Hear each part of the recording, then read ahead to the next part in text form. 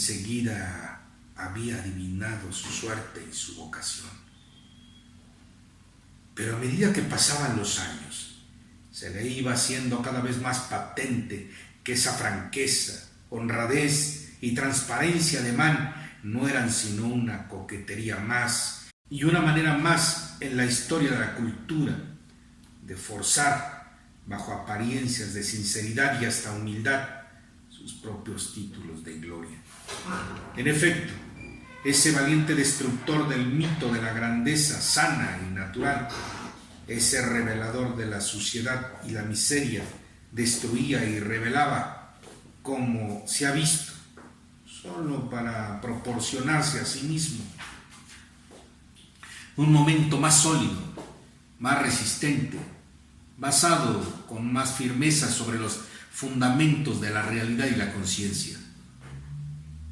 Y a medida que crecía la obra de Mann, tras esa destrucción desenmascaradora de revolucionario, se dejaba percibir una pasada retórica complacida en su dignidad, presumiendo de su maestría, majestuosa, púrpura, como un cardenal. Ah, Mann, vieja cortesana, así de coqueto eres. ¿Qué es lo que iba a hacer Gombrowicz, pues? ¿Acaso era posible convertirse en un nuevo Mann?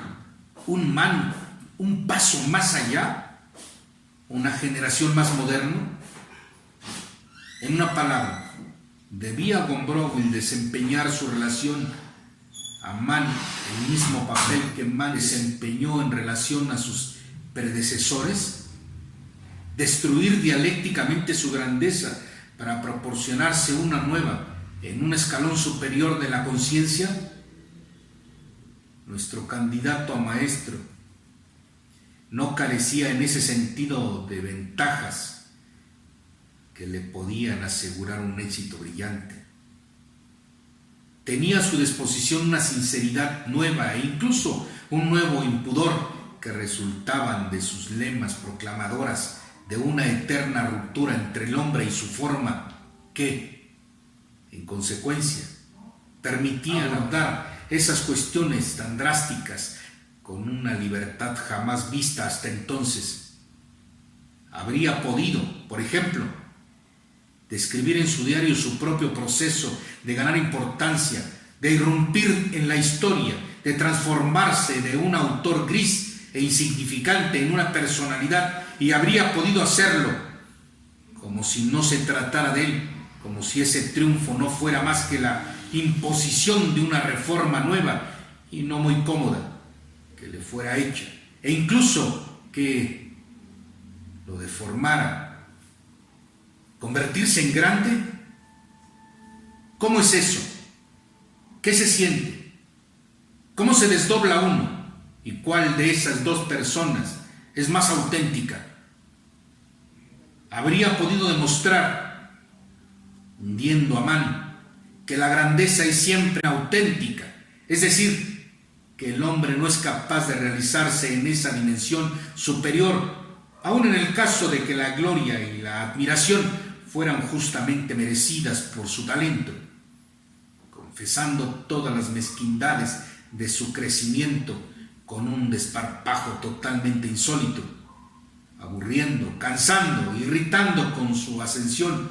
Podría haber transformado sus confesiones en un escándalo literario de primera clase y asimismo en un tremendo bufón de la grandeza, lo cual, en suma, hubiese estado del todo acorde con su filosofía de la forma y seguramente le hubiesen asegurado un lugar bastante original en la historia de la cultura del siglo XX. Ciertamente, un cometido interesante y agradecido, porque no significaba en absoluto que él debía despreciar ascéticamente la grandeza.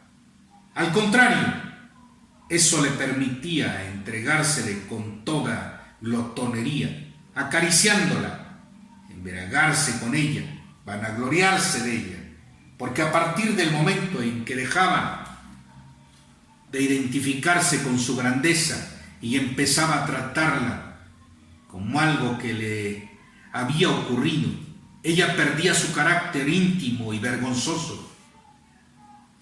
La autopropaganda también se volvía lícita.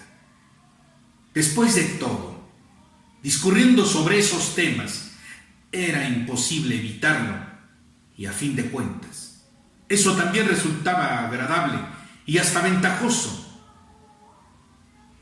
Gombrowicz no era tan ingenuo como para no darse cuenta de las extraordinarias ventajas artísticas de esta conveniencia tan libre y pública con la grandeza, puesto que a los lectores les gusta el esplendor, prefieren las historias de reyes, príncipes o grandes artistas. Los zapateros y los funcionarios de bajo escalafón les interesan bien poco. En sus sueños, ellos son aristócratas y, como ya hemos dicho, la grandeza, esa vieja puta y pecadora, es un atractivo muy eficaz y constituye el sex appeal de los señores de la cierta edad, con laureles ciñendo sus frentes. Perro frío en primavera. Así que Gombrowicz hubiese podido en verdad mejorar la problemática de Mann. Por un lado, desacreditando aún más la grandeza y por otro, entregándosele en un impudor incomparablemente mayor y sin esa inclinación al virtuosismo que se había convertido en la debilidad de Mann. Pero había un obstáculo. ¿Cuál? Ante todo resultó en la práctica. Esto es, cuando nuestro autor comprendía en el diario la realización de ese programa publicado al principio, unas pequeñas y discretas menciones acerca de su gloria, que el convencionalismo que le prohíbe al autor jactarse y proclama que ese tipo de informaciones aburren, es muy difícil de superar, mucho más difícil que si se tratara de un normal discurso gombrowicziano sobre el tema de su propia persona, que por otra parte también despertaba bastante resistencia. ¿Por qué la gente reacciona tan negativamente? Hubiese debido ser al revés. El éxito, la gloria, el triunfo, el prestigio creciente ya son de por sí unas golosinas. El lector gris le encantan esos resplandores en novelas inventadas de cabo a rabo. ¿Qué decir entonces de un verdadero diario referente a un destino real, de un diario autobiográfico? Y, sin embargo, se percibía claramente el enojo, la aprensión, el aburrimiento, hasta la auténtica vergüenza ajena, como si el lector en realidad no quisiera oír hablar de esas cosas. Lo que resulta aún más extraño es que la aprensión del lector se veía confirmada por la aprensión interior del autor, aprensión igualmente infundada, porque si no, ¿de qué le servían a Gombrowicz tantas reservas de libertad espiritual?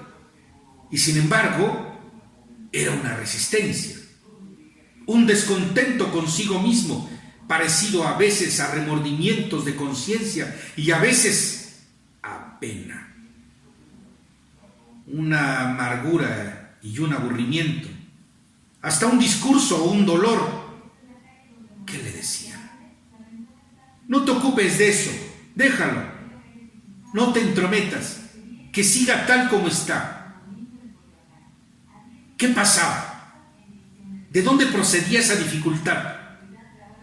Esta protesta no nacía de una crítica intelectual, era una reacción mucho más espontánea. Era como si él, al destruir su grandeza, destruyera el propio sueño que había tenido de sí mismo en la juventud, y como si liquidara definitivamente el proyecto querido y juvenil sobre su propio futuro. De modo que aquí había algo muy personal, lírico, confidencial, que hacía de obstáculo algo relacionado, atención, con la juventud y casi tan pudoroso como el amor. El asunto se volvía delicado y doloroso. No era un problema intelectual, era algo del campo, tal vez religioso o tal vez amoroso. ¿El amor? ¿La juventud? Era posible que Mann, aunque tan impregnado de las ideas de Freud y más cercano a Freud que a Schopenhauer, se le escapara la interpretación correcta de ese complejo de anciano llamado grandeza. Y si es así, ¿qué es lo que no acabó de decir? Bien, pensaba Gombrowicz, bien, el maestro en Mann es atractivo para el alumno. El alumno ama a su maestro. Si en la primera fase del desarrollo atrae y encanta lo normal, en la fase posterior lo que constituye un atractivo es lo extraordinario y lo inminente. Pero si es así, si la celebridad es atractiva, ¿por qué se manifiesta como fuerza y no como debilidad? Ya que al fin y al cabo, y es eso una verdad que no debemos olvidar, solo la debilidad y la insuficiencia son encantadoras, nunca la fuerza y la plenitud. Freud y Mann han sabido revelar toda la miseria biológica que acompaña a la grandeza, esas desviaciones, esas enfermedades de un gran hombre. Pero a pesar de todo lo que constituye la grandeza, lo que es genio, talento, chispa olímpica, llama del Sinaí, es en ellos potente y resplandece con todos los destellos de la plenitud y de la eclosión. Y eso no corresponde a la verdad, seguía pensando. La insuficiencia no es algo que acompaña a la grandeza. La superioridad, si no es su kit, su sustancia, la grandeza, digámoslo por fin, es la insuficiencia. Está loco, siempre con la misma canción, su cara inclinada sobre el papel, adoptaba una expresión de tensión dramática, buscaba algo que era quizá demasiado inacible, y quizá su verdad estaba en perseguir y no en alcanzar.